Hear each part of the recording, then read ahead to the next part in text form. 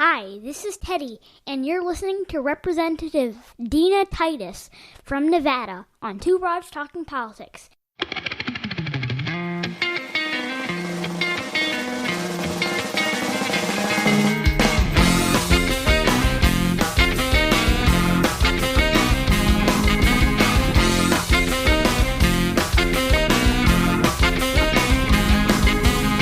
Are you listening? Hi, everyone. This is Kelly with Two Broads Talking Politics, part of the Demcast family of podcasts. And the other broad on with me today is Representative Dina Titus from the Nevada 1st District. Hello, Representative Titus. Well, hello. Thank you for having me, and please call me Dina. All right, great. Will do. Thanks, Dina, for joining me. So all sorts of things I would love to talk to you about, but I'll start by saying I am talking to you from my dining room, which is now also my children's virtual school, because where we are in the U.S. right now is that we haven't been able to reopen a lot of schools, or some schools have partially reopened because of COVID and because of the pandemic. And I know that Democrats in Congress and Joe Biden want to do a lot about this, but Republicans are standing in the way. So talk to me some about what you would like to see happen so that we can get our kids safely back to school, and what all of us can do to help make that happen. Well, first, you have my great respect for all that you do, and now homeschooling on top of that. I know we all want to get our children back to school. I was a professor for 34 years, so I can only imagine what it'd be like teaching from the house. But we put money in the HEROES bill that we passed about 2 months ago to give schools resources that they need to open up safely, whether that's masks for teachers or some structural adaptations of classrooms and lunchrooms, that sort of thing, about $1 trillion. But now that's just sitting on the Senate side, where McConnell has said we need to take a pause. Well, children can't take a pause, and workers can't take a pause, and people who pay the rent and the mortgage can't take a pause. So we're trying to push them to at least do something to help schools. But what you need, and what Joe Biden has been talking about, is to let local school districts make the best determinations for what they can do. For instance, here in Clark County in Las Vegas, the rural schools have opened in person, but all the urban schools that are so much more crowded are still teaching virtually. But even saying that locals should make the determination, they need from the federal government some best practices, some guidelines, some standards for when it's open, safe to open, and some help with the resources they need. We've got teachers who are having to buy supplies out of their own pocket, and much less school districts that are really strapped because tax revenues are down so much during this virus. So when you got families that are worried about unemployment, what are they going to do with about childcare if they go back to work? And now on top of that, worrying about their children going to school. And despite what Trump says that children don't catch it, the latest pediatric studies show that the increase among children and teenagers is higher than the general population. And if they do catch it, it's not just the students, it's the teachers, it's the lunchroom lady, it's the bus driver, and it's all the family back home. So it is just a bad situation with no leadership. And I believe Trump just wants to open up schools to have some semblance of normalcy, false though it may be. Yeah. One of the other things I've been thinking a lot about is broadband and broadband access. I'm lucky enough that our internet has kept up when we have now 4 of us on Zoom calls at the same time, sometimes with 2 kids going to school and 2 parents trying to work at home. But there are certainly places where where the internet, where the broadband access would not keep up. What are all the sort of disparities you're seeing in the way, as hard as this is for my family? I know that it's really not that bad and we'll make do. But what are some of the places where the disparities that already existed in education are just going to, continue to grow? Well, you're absolutely right. That's a serious problem in Nevada in 2 ways. One is we have such remote rural areas with very small populations. They don't have access to that kind of broadband. But also in the inner city, like my district, which is the heart of Las Vegas, it's very ethnically diverse, a lot of communities of color, a lot of disadvantaged communities that not only don't have the broadband, they don't have the computers for the children to use. So the schools are trying to provide laptops, and they're working with charitable organizations to raise money to do that, so we can get laptops to everybody. And then the cable company here has been admonished not to charge extra if you have students who are trying to do their homework along with parents working or teachers teaching, so that they can have some kind of affordability to get access to the Wi-Fi once they have it available. So I know that in Las Vegas, there's a huge service worker population, a lot of jobs that can't be done remotely, like my job can be done. How is this pandemic affecting the service workers and their jobs, but also their ability to do things like remote schooling if that's necessary for their children? Oh, it is. We get about 100 calls a day in my office for people who just need help making it through the week, not talking about long-term sustainable recovery. When the economy is hit nationally, it's hit even harder in Las Vegas because we are so dependent on travel and tourism, hospitality. People have to have a little money in their pocket and feel good about their safety and travel to want to come on holiday, and they're not doing that. 1 in 10 jobs nationally is tied to tourism. In Las Vegas, it's 1 in 3 jobs. Right now, our unemployment is twice the national average.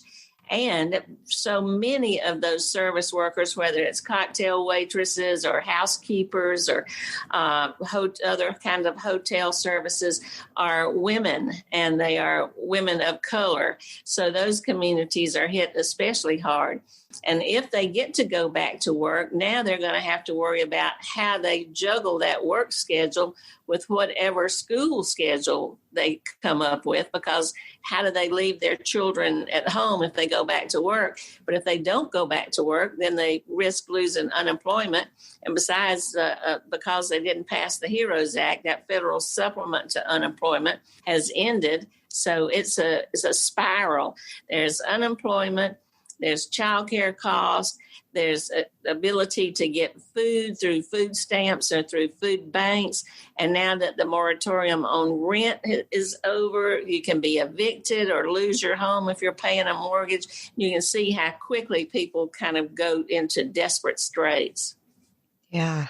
You mentioned that you had taught at the college level, and I know, we think a lot about elementary and high schools and what this pandemic is doing there, but I know higher education is something that is also was already kind of teetering on the brink of various kinds of collapse, and this is certainly not going to help. Like with tourism, people have to feel like they've got, money and resources and the ability to go to a college or university. What sorts of things are you seeing in the higher ed field, the way that this is affecting that field, and what sorts of things could be done to help make sure that this isn't a collapse?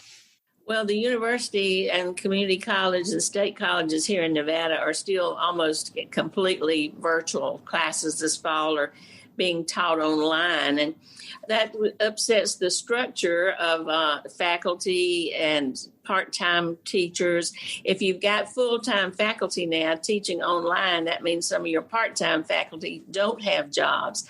And a place you might not think about it, but where it's really been effective is international study. Most universities have programs abroad. And now that we aren't even allowed in a lot of countries because our rate of the virus is so high, those programs are just kind of dying on the vine. And the people who have taught in those programs now don't have a job in whether it's Spain or Greece or France or wherever the program might be, and those opportunities don't exist. Certainly, minority communities will need more assistance to go to school, and we got to take a hard look, and Democrats have been trying to do this, but it's been stopped by the Republicans, at student loans so that you can have that money to go back to school when you can, and you don't spend the rest of your life having to pay off that loan. I think the system's also going to have to be flexible and do some focus on what's needed in real life and not just in theory. We're going to need some real serious job training or retraining programs and apprenticeships that universities and colleges work together with maybe labor unions or chambers of commerce or who knows what groups it might be to retrain people who don't have jobs to go back to. So you were one of the really early endorsers of Joe Biden. I think you were the first congressperson in an early voting primary state to endorse Vice President Biden. Can you talk to me some about why you endorsed him so early and what sorts of things you see him being able to do where it's such a sort of crucial moment in American history? Oh, yes. I say often this is the most important election of our lifetime. And I've said it over the years, but this time I really, really, really mean it. I've known Joe Biden for a long time. He came out and campaigned for me. He knows Nevada. Some people were surprised because I'm probably the most progressive person in public office here in the state of Nevada and have a long time reputation for that. But I just believe that being progressive is getting something done. And Joe Biden proved he could do that back when the issues were controversial that today we don't think as much about, like violence against women, for example, a very early climate change bill, health care. When he said this is a big effing deal, that Obamacare really was because it began the expansion of health care for so many uninsured people. Also, I've been in this long enough to know that you need somebody who knows how to govern, somebody who's got experience, who's got knowledge and compassion to kind of bring this country back together. It's kind of a steady hand on the tiller because we've just had so much drama. We have rolled back so many needed regulations that protect the planet and protect individuals and freedoms and liberties. We've lost our position internationally, one of respect and leadership through just a lack of diplomacy and abandonment of our allies. And I thought Joe Biden was the person who was the best qualified to do that starting on day one. I love what you said about progressive means getting stuff done. You know, I've long described myself as a pragmatic progressive. Can you talk some about that? Because I think that's sort of a tension in the perhaps a false tension in the Democratic Party right now. This, the sort of progressive wing versus the whatever more moderate wing that I think maybe doesn't need to be there. So can you talk a little bit about what you mean by that sort of progressive means getting stuff done? Yes, the progressive, we used to call ourselves liberals, but now it's more fashionable, I guess, to call ourselves progressives. But I'm very proud that the party has come together after the nomination of Joe Biden. And you see all of the former candidates out there actually campaigning for him and talking about ways that we can work together. Joe Biden's not for Medicare for all, but he's for an expansion of Medicare, moving in that direction because he believes that health care is a right, not a privilege. And that's the basic first step. And he's proven he can get it done because President Obama sent him to the Hill to work this out when it was so contentious some 10 years ago. Look at violence against women. Now it's just an issue that you think surely nobody could be for that. But when he pushed that act, it was a time when violence against women wasn't even talked about publicly. It was kept hidden in the closet in the back room of personal homes and private stories. But he was out front and doing that. Climate change is the same way. We recognize it as the existential issue of our day. That's what it's being called because we don't have much time left to take action and save the planet. And he's got a very extensive program to do that. And again, I think that's progressive. So I believe the party will come back together, certainly in this election. And then moving forward, the Democratic Party has always had room for differences of opinion. And if it moves a little to the left, that's okay. Yeah, I love that. I wanted to ask you too about the roll call in the DNC convention. So I think I like a lot of Democrats were just so it was a surprise. I didn't realize what it was going to be like until it was happening, and it was just so thrilling to watch so many different parts of the country and the people and the places, and you got to be in that representing Nevada. Can you talk a little bit about sort of how it came to be and what it's like to film that segment from Las Vegas? Well, I'm so glad you mentioned that because I just loved doing that. That was just one of the most fun and exciting things. And I've heard, like you say, people all over the country just thought it was fabulous to see people in their home states that maybe going forward we'll always do the roll call like that. I hope so, yeah. I chose the famous Las Vegas sign because it's iconic and everybody recognizes it, and just wanted to highlight the people who built this state and who are keeping it going during these drastic times. So we had a firefighter on the front line. We had a healthcare worker. We had a chef and a service worker from a restaurant because that is such a key part of our economy. And we had somebody from the building trades, IBEW, because the labor has really built this town going back to the days of the Boulder Dam. And so they were all highlighted standing there with me with that backdrop. And it got a lot of attention. Even Colbert on the Tonight Show laughed about it and said, looked like I had brought the village people with me to announce the vote. Yeah, I loved it. It was definitely iconic. And the whole thing was so fun to see and to sort of guess why people had chosen the spots that they had chosen. It told the story of this country, and I think it highlighted how the Democratic Party is so diverse, includes all races, all ages, all parts of the country, all ethnicities. It was really the face of America. And very different than the Republican roll call ended up being. No question about that. Another one of those highlighted contrasts. Yeah. So we're getting pretty close to the election here. We're just 2 months away now. What should people be doing in these next 2 months to make sure that Joe Biden and Kamala Harris are elected? There'll be some debates. I think the contrast between our candidates and theirs will be dramatically displayed for the public to watch. Many states now are going to be having mail-in ballots, and Nevada is. So we want to be sure that everybody gets their ballot, fills it out, and turns it in early so it can be counted. We've got the president trying to starve the post office because he's not afraid of fraud. That's what he says, but he's really afraid of turnout because he knows he won't win if our voters turn out. And so that's the key. There are going to be lots of virtual events around the country. Joe Biden is going to be moving around, and so is Kamala Harris. She adds such an element of excitement to the ticket.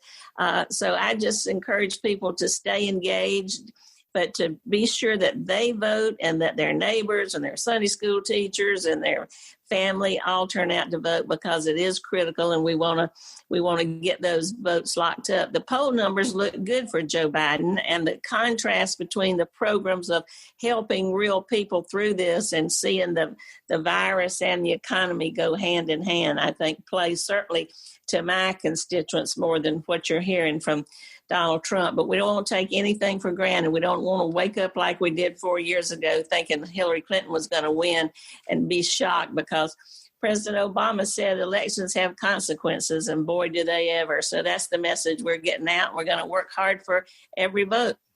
Excellent. And because you are a member of Congress, you have elections every 2 years too. So you also have an election coming up in November. How could our listeners help support your election?